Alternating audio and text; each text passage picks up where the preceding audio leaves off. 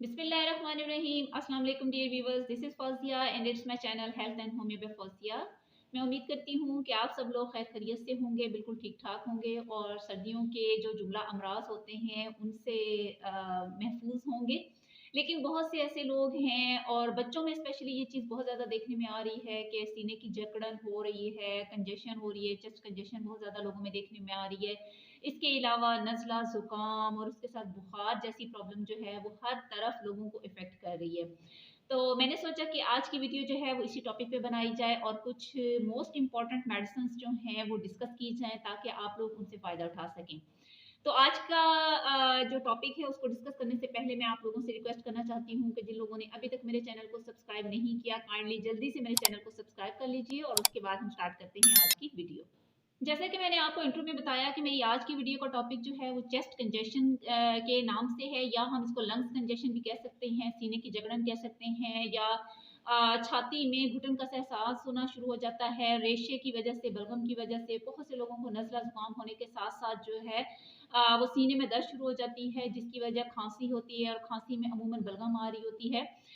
Lungs के issues की अगर बात की जाए तो सबसे ज़्यादा जो प्रॉब्लम देखा जाता है वो निमोनिया की शक्ल में हमारे सामने आता है। टीबी के प्रॉब्लम्स लंग्स में अमूमन देखे जाते हैं, या सर्दियों के मौसम के लिहाज से स्पेशली अगर बात की जाए तो ब्रोंकाइटिस एक ऐसा इशू है जो कि आम हो जाता है। फ्लू का मसला बहुत ज़्यादा देखने में आता है ठंड की वजह से। बच्चों में ये चीज़ सबसे ज़्यादा देखी जाती है, बड़ों में भी ये प्रॉब्लम अब तो बहुत ज़्यादा देखा जा रहा है और आजकल हर घर में बहुत से अफराद को बुखार का मसला हो रहा है कि बुखार भी है, बॉडी पेन्स भी साथ में हो रही हैं, नज़ला ज़ुकाम बहुत ज़्यादा है, खांसी बहुत ज़्यादा हो रही है और सीने में जकड़न का सा एहसास बहुत ज़्यादा हो रहा है। आमतौर पर जो इसमें अलामात देखी जाती हैं उसमें गले की खराबी सबसे ज़्यादा है, आवाज़ का बैठ जाना है, इसके अलावा ब्रोंकाइटिस है, सीने में पेन हो रही है, जकड़न का एहसास है और सीने में दर्द बहुत ज़्यादा महसूस हो रहा है, खांसी बहुत ज़्यादा आ रही है। कुछ लोगों को तो ड्राई कफ है और कुछ लोगों को बलगम के साथ, स्पुटम के साथ जो है वो बहुत ज़्यादा खांसी की शिकायत देखने में सामने आ रही है। तो इसके लिए जो सबसे ज़्यादा इम्पोर्टेंट मेडिसिन्स हैं, जो बहुत ही ज़्यादा इफ़ेक्टिव होम्योपैथिक मेडिसिन्स हैं, जिनके कोई भी साइड इफ़ेक्ट्स नहीं हैं, आज हम उनको डिस्कस करेंगे और देखेंगे कि उनको किस तरह से हम इस्तेमाल कर सकते हैं और कौन-कौन सी ऐसी अलामात हैं, जहाँ पर आप इन मेडिसिन्स को इस्तेमाल करने के बाद फ़ायदा उठा सकते हैं।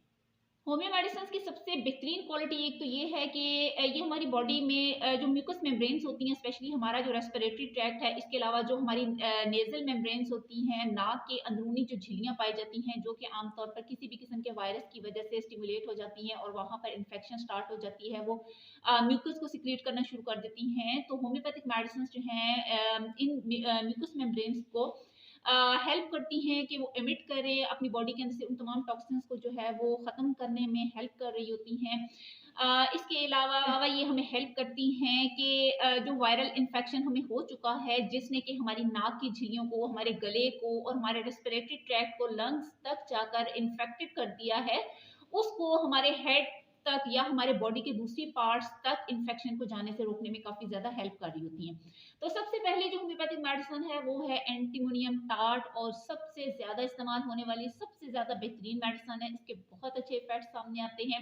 इसकी अलामात में आमतौर पर देखा जाता है कि पेशेंट्स को छाती में सांस लेने के साथ रैटलिंग की साउंड्स आना शुरू हो जाती हैं, यानी कि खड़खड़ाहट बहुत ज़्यादा हो रही है। खड़खड़ाहट क्यों हो रही होगी? जाहिर है कि चेस्ट में रेशा बलगम इतना ज़्यादा बन चुका होता है कि हर सांस के साथ साथ उसको रैटलिंग साउंड्स आ रही होती हैं और उसमें खड़खड़ाहट का सा एहसास हो रहा होता है।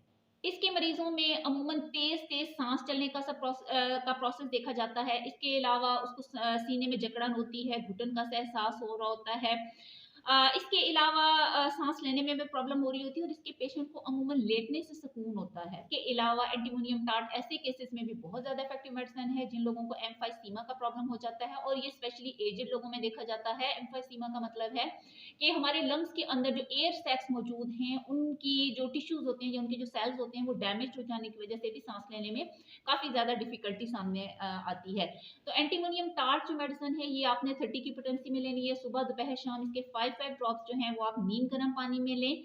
इससे आपको काफ़ी ज़्यादा फ़ायदा होगा और इस मेडिसिन को आप कम से कम भी 3 दिन तक रिपीट करें, इसी लिहाज से लें। उसके बाद जब तबीयत में बेहतरी आ जाए, तो आप मज़ीद 3 से 4 दिन जो है वो सिर्फ़ ये डोज़ सुबह से शाम 5-5 कतरों तक महदूद कर सकते हैं।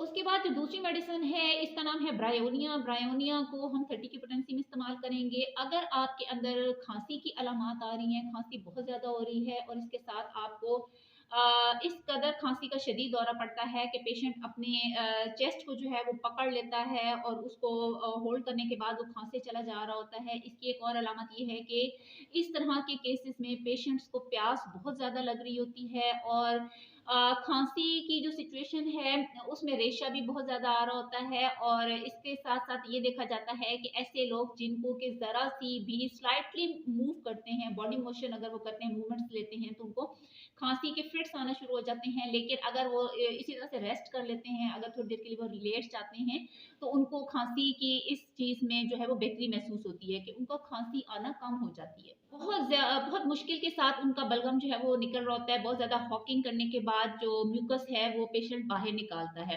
तो ऐसी सिचुएशन में आपने ब्रायोनिया को 30 की पोटेंसी में इस्तेमाल करना है। सुबह शाम इसके 5 ड्रॉप्स जो हैं वो आप आधे कप पानी में लें। इससे आपको काफ़ी ज़्यादा फ़ायदा होगा, आपको खांसी में भी सुकून हो जाएगा और इसके अलावा जो आपको म्यूकस का प्रॉब्लम हो रहा है वो भी इससे काफ़ी हद तक कवर हो जाएगा। जो थर्ड मेडिसिन है ये भी बहुत ज़्यादा इफेक्टिव मेडिसिन है। इसके भी बहुत अच्छे असरात देखने में सामने आते हैं। इसमें पेशेंट को अमूमन खांसी जो है वो आधी रात के वक्त शुरू हो जाती है और बहुत ज़्यादा सफोकेशन साथ में महसूस होती है। उसको अपना दम घुटता हुआ महसूस होता है क्योंकि उसको सांस लेने में बहुत ज़्यादा प्रॉब्लम हो रही होती है।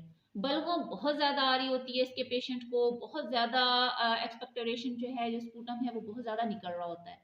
सिचुएशन में आपने स्पॉन्जिया का इस्तेमाल करवाना है। स्पॉन्जिया को आपने 30 की पोटेंसी में लेना है। सुबह शाम इसके 5 ड्रॉप्स आप नीम गर्म पानी में इस्तेमाल करेंगे और आपकी जो ये तमाम कंप्लेंट्स हैं ये इससे बहुत आसानी से सॉल्व हो जाएंगी।